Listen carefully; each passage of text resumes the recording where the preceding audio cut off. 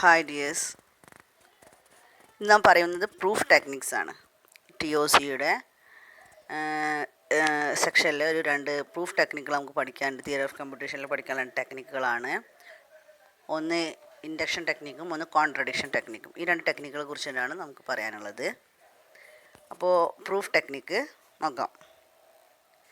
2 തരത്തിലാണ് പ്രൂഫ് ടെക്നിക്കുള്ളത്. By induction, by contradiction. ഇങ്ങനെ 2 തരത്തിലാണ് ഉള്ളത്. ഫസ്റ്റ് ബൈ ഇൻഡക്ഷൻ അല്ലെങ്കിൽ ദ പ്രിൻസിപ്പിൾസ് ഓഫ് ഇൻഡക്ഷൻ എന്ന 2 പേരിൽ ഇത് അറിയപ്പെടാറുണ്ട്. ഈ ഇൻഡക്ഷൻ എന്ന് പറയുന്നത് ഒരു പ്രൂഫ് ടെക്നിക്കാണ്. അതായത് നമുക്ക് എന്തെങ്കിലും ഒരു ഇക്വേഷൻ തന്നിട്ട് പ്രൂവ് ചെയ്യാൻ പറയുമ്പോൾ നമ്മളത് പ്രൂവ് ചെയ്യുന്ന രീതി, അതിൽ കോൺട്രഡിക്ഷൻ രീതിയുണ്ട്, ഇൻഡക്ഷൻ രീതിയുണ്ട്. അപ്പോൾ ഇൻഡക്ഷൻ രീതി എന്ന് പറയുമ്പോൾ, ഇപ്പോൾ ഒരു എക്സാമ്പിൾ നാച്ചുറൽ നമ്പറിന് പറയുകയാണെങ്കിൽ, നമ്മൾ ആദ്യം എടുക്കും നാച്ചുറൽ നമ്പർ സ്റ്റാർട്ട് ചെയ്യുമ്പോൾ 0 അല്ലെങ്കിൽ നാച്ചുറൽ നമ്പർ എന്ന് പറയുമ്പോൾ നമ്മൾ എണ്ണൽ സംഖ്യകളാണെങ്കിൽ 1 തൊട്ടിട്ടാണ് എടുക്കുക. അല്ലാത്തൊരു കേസ് വരുമ്പോൾ 0 വെച്ചിട്ടാണ് പ്രൂവ് ചെയ്യൽ. അപ്പോൾ നമ്മൾ 2 രീതിയിൽ നമുക്ക് പ്രൂഫ് ടെക്നിക്ക് യൂസ് ചെയ്യാൻ കഴിയും. അപ്പോൾ ഒന്ന് 0 അല്ലെങ്കിൽ 1. 0 ഉള്ള കേസാണെങ്കിൽ 0 യൂസ് ചെയ്യുക, അല്ലാത്ത കേസാണെങ്കിൽ 1 യൂസ് ചെയ്യുക. അങ്ങനെ 0 യൂസ് ചെയ്തിട്ട് കറക്റ്റാണെന്നുണ്ടെങ്കിൽ നമ്മൾ അടുത്തത് അത് എന്നിന് കറക്റ്റാണ് പ്രൂവ് ചെയ്യുക, പിന്നെ n+1 കറക്റ്റാണ് പ്രൂവ് ചെയ്യുക. ഈ 3 തരത്തിൽ നമുക്ക് പ്രൂവ് ചെയ്ത് കഴിയുമ്പോൾ കറക്റ്റാണെങ്കിൽ നമ്മൾ അത് മൊത്തമായിട്ടും അത് കറക്റ്റാണെന്ന് പറയും. അതായത് ആ ഇക്വേഷൻ കറക്റ്റാണെന്ന് നമ്മൾ അസംഷനിൽ എത്തുകയാണ്. അതാണ് ഇൻഡക്ഷൻ പ്രിൻസിപ്പിൾ എന്ന് പറയുന്നത്. The process of reasoning for general observation to specific truth is called induction. അതായത് നമ്മുടെ ഒരു സാധാരണ കാഴ്ചപ്പാടിലൂടെ, ജനറലായ കുറച്ച് കാര്യങ്ങളുടെ കാഴ്ചപ്പാടിലൂടെ നമ്മളൊരു അസംഷനിൽ എത്തിച്ചേരുകയാണ്, ഒരു തിയറം പ്രൂവ് ചെയ്യുകയാണ്, അല്ലെങ്കിൽ ഒരു ഇക്വേഷൻ പ്രൂവ് ചെയ്യുകയാണ്. The following properties apply to set n natural numbers and principles of in. ഒരു നാച്ചുറൽ നമ്പർ n എന്നാൽ നാച്ചുറൽ നമ്പറിൻ്റെ കേസിൽ നമ്മൾ എങ്ങനെയാണ് ഈ പ്രിൻസിപ്പിൾ ഇൻഡക്ഷൻസ് നോക്കാം.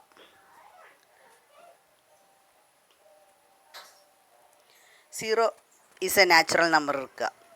0 ഒരു നാച്ചുറൽ നമ്പർ ആണോ എന്നുള്ളത്, ആദ്യം 0 ഒരു നാച്ചുറൽ നമ്പർ ആണെന്ന് എടുക്കുക. നമുക്കറിയില്ല നാച്ചുറൽ നമ്പർ ആണോ അല്ലേ എന്നുള്ളത്. 0 ഇസ് നാച്ചുറൽ നമ്പർ എന്നെടുത്തു. അപ്പോൾ successor of any natural number is also a natural number. അതായത് ഏതൊരു നാച്ചുറൽ നമ്പറിനെയും സക്സസർ എന്ന് പറയുന്നത് അടുത്ത് വരുന്ന നമ്പർ ഒരു നാച്ചുറൽ നമ്പറിനെ ആയിരിക്കും. അതായത് 1 ഒരു നാച്ചുറൽ നമ്പറാണ്, അത് കഴിഞ്ഞ് അടുത്ത് 2 വരുന്നു, നാച്ചുറൽ നമ്പർ 3 വരുന്നു. അങ്ങനെ എല്ലാ അടുത്തടുത്ത് വരുന്ന നമ്പറുകളെല്ലാം തന്നെ നാച്ചുറൽ നമ്പേഴ്സാണ്. 0 is not the successor of any natural number. പക്ഷേ 0ക്ക് എന്താണ്, ഒരു സക്സസർ ഇല്ല. 0 എന്ന് വരുന്ന ഒരു സക്സസർ ഉണ്ടോ? ഏതെങ്കിലും ഒരു നമ്പറിൻ്റെ അടുത്ത നമ്പറാണോ 0? അല്ല. അപ്പോൾ അതുകൊണ്ട് നമുക്ക് 0 നാച്ചുറൽ നമ്പറിൽ ഉൾപ്പെടുത്താതിരിക്കാം. അങ്ങനെയാണ് 0 നമ്മൾ ഒഴിവാക്കുന്നത്. പിന്നെ 1 എടുക്കുക. അപ്പോൾ 1 ആണ് ശരിക്കും പറഞ്ഞാൽ നാച്ചുറൽ നമ്പറിൻ്റെ സ്റ്റാർട്ടിങ് എന്ന് പറയുന്നത്. അപ്പോൾ നമുക്ക് 0 1 എടുക്കാം എന്നുള്ള അസംഷനിൽ എത്തിച്ചേരാണ്. 0 എന്നുള്ളത് ഇല്ല. അപ്പോൾ അടുത്ത് 1 എന്ന് എടുക്കുക. അപ്പോൾ 1ന് ശേഷം 2 ഉണ്ട്. അത് 0 ഇല്ലാത്തൊരു അക്ഷരമായതുകൊണ്ട്, 0ക്ക് സക്സസർ ഇല്ലാത്തത് കൊണ്ട് നമുക്ക് 1 എടുക്കാം. 1ന് സക്സസർ ഉണ്ട്, 2 ഉണ്ട്. സോ 1 ആണ് ഫസ്റ്റ് നമ്പർ. അങ്ങനെ property P of n is defined for every natural number n. അതിനെ നമ്മൾ എന്ത് ചെയ്യും, n എന്നുള്ള നാച്ചുറൽ നമ്പറായിട്ട് കൺസിഡർ ചെയ്യും. അപ്പോൾ ആദ്യത്തെ 0 എടുത്ത് നോക്കി, പക്ഷേ 0ക്ക് ഒരു സക്സസർ ഇല്ല. 0 എന്നുള്ള നമ്പറിന് ഒരു സക്സസർ അടുത്ത നമ്പർ ഇല്ല നാച്ചുറൽ നമ്പറിൽ. അതുകൊണ്ട് 0 നമ്മൾ നെഗ്ലക്റ്റ് ചെയ്തു. 1 കൺസിഡർ ചെയ്തു. 1 നോക്കി, 1 കഴിഞ്ഞ് 2 ഉണ്ട്, 2 കഴിഞ്ഞ് 3 ഉണ്ട്, എല്ലാം ഉണ്ട്. അപ്പോൾ അടുത്തടുത്ത എല്ലാ സക്സസേഴ്സും, സക്സസർ എന്ന് പറഞ്ഞാൽ അടുത്ത നമ്പർ എന്നർത്ഥം, എല്ലാ നമ്പേഴ്സും നാച്ചുറൽ നമ്പർ തന്നെയാണ്. സോ എന്താണ് നാച്ചുറൽ നമ്പറിന് ഫസ്റ്റത്തെ പ്രൂവ് ചെയ്തു. പിന്നെ നമ്മൾ പ്രൂവ് ചെയ്യേണ്ടത് അത് n+1 കൂടി കറക്റ്റാണെന്നുള്ളത് പ്രൂവ് ചെയ്യുക. അങ്ങനെയാണ് നാച്ചുറൽ നമ്പർ കേസിൽ ജനറലായിട്ട് പറഞ്ഞു. ഇനി നമ്മൾ പ്രോബ്ലം വേസിൽ പറയുമ്പോൾ എങ്ങനെ പ്രൂവ് ചെയ്യുക വെച്ചാൽ, ഫസ്റ്റത്തേത് P of 0 is true for all n. P of 0 എന്നുള്ളത് എല്ലാ നമ്പറിനും കറക്റ്റാണെന്നുള്ളത് പ്രൂവ് ചെയ്യാം. പിന്നെ P of successor of n, അതായത് തൊട്ടടുത്ത് വരുന്ന നമ്പറുകളെല്ലാം തന്നെ ട്രൂ ആണെങ്കിൽ P of n+1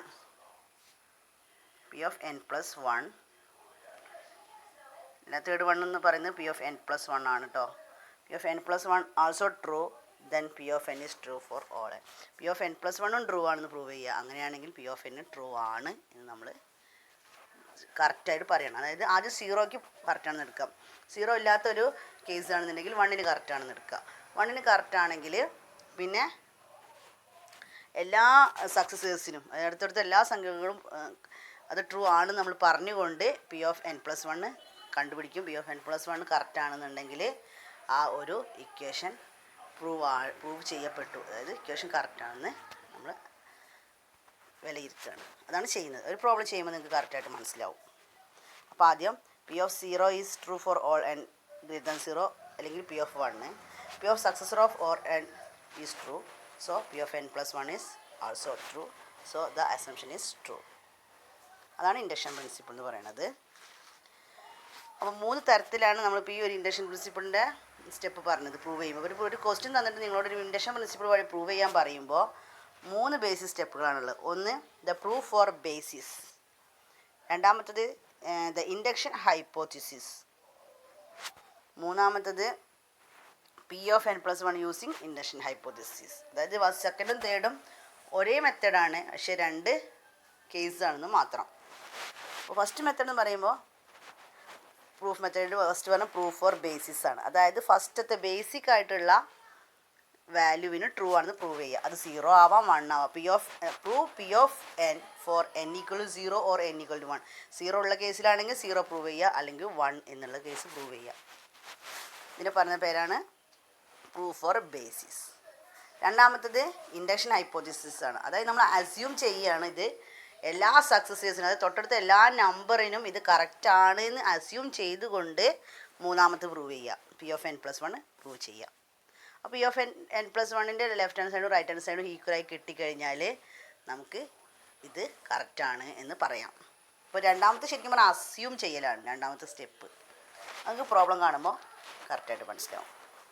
അപ്പോൾ രണ്ടാമത്തെ ടെക്നിക്കും കൂടി പറഞ്ഞിട്ട് നമുക്ക് പ്രോബ്ലം ചെയ്യാം. രണ്ടാമത്തെ ഒരു പ്രൂഫ് ബൈ കോൺട്രഡിക്ഷൻ. അത് ജസ്റ്റ് എന്താണെന്ന് മാത്രമേ പറയുന്നുള്ളൂ, പ്രോബ്ലം ഒന്നും നമുക്ക് പറയുന്നില്ല. പ്രൂഫ് ബൈ കോൺട്രഡിക്ഷൻ എന്ന് പറയുമ്പോൾ ഇല്ലാത്തൊരു വസ്തുവിനെ നമ്മൾ എടുത്തും കൊണ്ട് മറ്റൊന്ന് പ്രൂവ് ചെയ്യുക. അപ്പോൾ നമ്മൾ നിങ്ങൾ ചിലത് കേട്ടിട്ടുണ്ടാവും, ഈ എപ്സിലോൺ എന്നുള്ള വാല്യൂ ഒക്കെ കൊടുത്തുകൊണ്ട് എപ്സിലോൺ എന്നുള്ള വാല്യൂ ഒക്കെ അസ്യൂം ചെയ്തുകൊണ്ട് തിയറം പ്രൂവ് ചെയ്യുമ്പോൾ അങ്ങനെയാണ്. വേറെ ഒന്ന് നമുക്ക് ക്വസ്റ്റ്യനിൽ തരാത്തൊരു സംഭവം എടുത്തിട്ട് അത് ട്രൂ ആണെങ്കിൽ ഇത് ട്രൂ എന്നോ അല്ലെങ്കിൽ അത് ട്രൂ ആണെങ്കിൽ ഇത് ഫാൾസ് എന്നോ ലോജിക്കലി നമ്മളൊരു അസംഷനിൽ എത്തലാണ് കോൺട്രഡിക്ഷൻ. അപ്പോൾ ഏതാണ് കോൺട്രഡിക്ഷൻ? അപ്പോൾ ഒരു ലോജിക്കൽ റീസണിങ് ആണ്. അത് ഇങ്ങനെയാണെങ്കിൽ ഇത് ഇങ്ങനെ എന്ന് പറയുന്ന ആ ഒരു കണ്ടീഷൻ, അതാണ് contradiction. It is A powerful technique for problem solving. Suppose we want to prove a property P under contradiction. Suppose that property P is not true. By logical reasoning get a conclusion which is contrary to the given condition. അതാ പറയുന്നത് P എന്നുള്ളൊരു value എടുത്ത് P true അല്ലെങ്കിൽ P false വരുമ്പോൾ അത് contradiction ആയതുകൊണ്ട് അങ്ങനെ എന്ന് പറയുന്നൊരു കേസ്. അത് നിങ്ങൾക്ക് ഇതിൽ പഠിക്കാനില്ല, പ്രോബ്ലം ചെയ്യാനില്ല, സംഭവം മനസ്സിലാക്കി വെക്കുക. കോൺട്രഡിക്ഷൻ എന്ന് പറഞ്ഞതാണ്. ഇല്ല വേറൊരു പ്രോപ്പർട്ടി എടുത്തുകൊണ്ട് ആ പ്രോപ്പർട്ടി ഇതിൽ അപ്ലൈ ചെയ്തിട്ട് പറയുക. അത് അവിടെ ട്രൂ ആണെങ്കിൽ ഇത് ഒന്നുകിൽ ചിലപ്പോൾ ട്രൂ കണ്ടീഷൻ ആയിരിക്കാൻ വരാം, അതല്ലെങ്കിൽ ഫാൾസ് ആയിരിക്കും. അത് വെച്ചുകൊണ്ട് നമ്മളൊരു അസംഷനിൽ എത്തുക. അതാണ് method of contradiction. Suppose the property P is not true by logical reason. ശരിക്കും ലോജിക്കലി തിങ്കിങ് ആണ്, ലോജിക്കൽ റീസണിങ് വഴി condition which is contrary the given condition.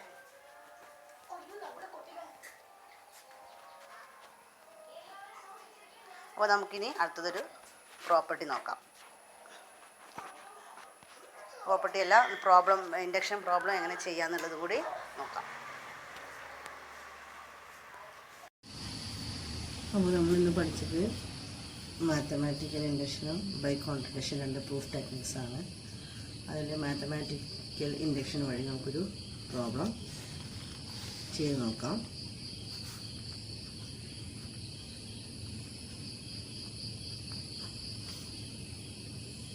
Another problem, 1 plus 3 plus 5 etc. plus r equal to n square for all n greater than 0 where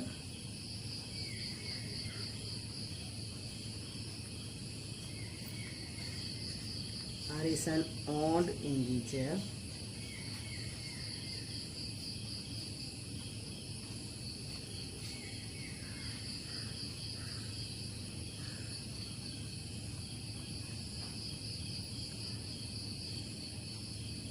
and n is the number of term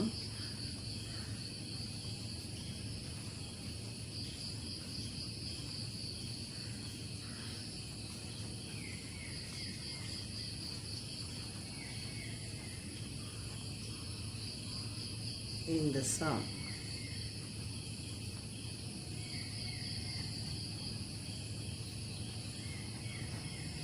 ബ്രാക്കറ്റിൽ ആറിൻ്റെ value ഇത് r equal to 2n minus 1.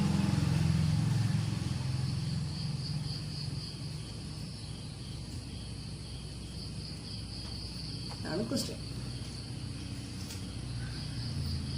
ഇനി ഇതെങ്ങനെയാണ് ചെയ്യാൻ നോക്കാം.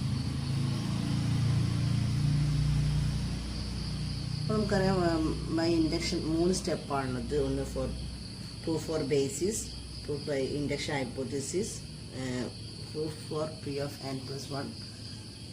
അങ്ങനെ 3 സ്റ്റേജാണ്. അതായത് ആദ്യം എന്ന് പറയുന്നത് ബേസിക് സ്റ്റേജാണ്, അതായത് എന്നിന് വാല്യൂ 1 കൊടുത്തുകൊണ്ട് ചെയ്യുന്നത്. പിന്നെ അടുത്ത വാല്യൂ എന്ന് പറയുന്നത്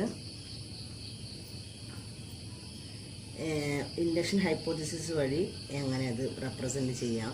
മൂന്നാമത്തെ സ്റ്റേജ് എന്ന് പറയുന്നത് n+1 ആകുമ്പോഴും ഇത് കറക്റ്റാണ് എന്നുള്ളത്. അങ്ങനെ 3 സ്റ്റേജുകളാണുള്ളത്. അപ്പോൾ ഫസ്റ്റ് നമുക്ക് നോക്കാം പ്രൂഫ് ഫോർ ബേസിസ്.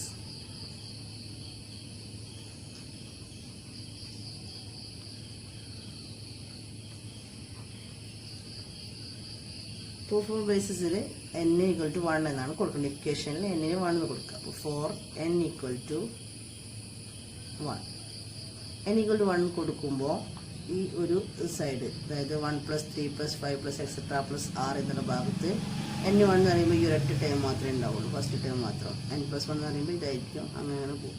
അപ്പോൾ n എന്ന് പറയുന്നത് ഫസ്റ്റ് ടേമാണ്. അപ്പോൾ so LHS right hand side എന്ന് പറയുന്നത് 1 ആണ്. ഈ റൈറ്റ് ഹാൻഡ് സൈഡ് നോക്കുക, RHS എന്ന് പറയുന്നത് ഈ സൈഡാണ്, n². അപ്പോൾ എന്നിൻ്റെ വാല്യൂ 1 ആണെങ്കിൽ 1² ദാറ്റ്സ് ഈക്വൽ ടു 1.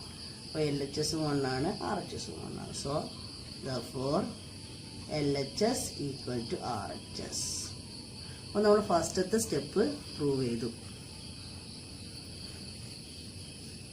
ഇങ്ങനെയാണ് ഫസ്റ്റ് സ്റ്റെപ്പ് പ്രൂവ് ചെയ്യല്. ഈ രണ്ടാമത്തത് എന്ന് പറയുന്നത് ഇത് ഒന്നാമത്തെ സ്റ്റേജാണ്. രണ്ടാമത്തത് ബൈ ഇൻഡക്ഷൻ ഹൈപ്പോത്തിസിസ് ആണ്. By induction hypothesis.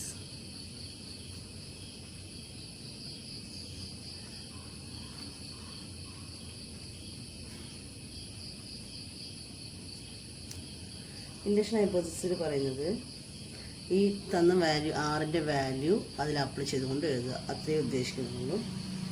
We have, നമുക്ക് എന്തറിയാം question 1 + 3 + 5 etc + r equal to n² എന്നറിയാം. ആസ് ആറിൻ്റെ വാല്യൂ 2n - 1 അത് ഇതിൽ അപ്ലൈ ചെയ്യാം. സോ therefore 1 + 3 + 5 etc + r, rന് പകരം 2n - 1 എന്ന് കൊടുക്കുക. 2n - 1 is equal to n². ഇനി മൂന്നാമത്തെ സ്റ്റെപ്പ് എന്ന് പറയുന്നത് P(n+1)ന് ഇത് കറക്റ്റാണ് എന്ന് പ്രൂവ് ചെയ്യലാണ്. We have to prove that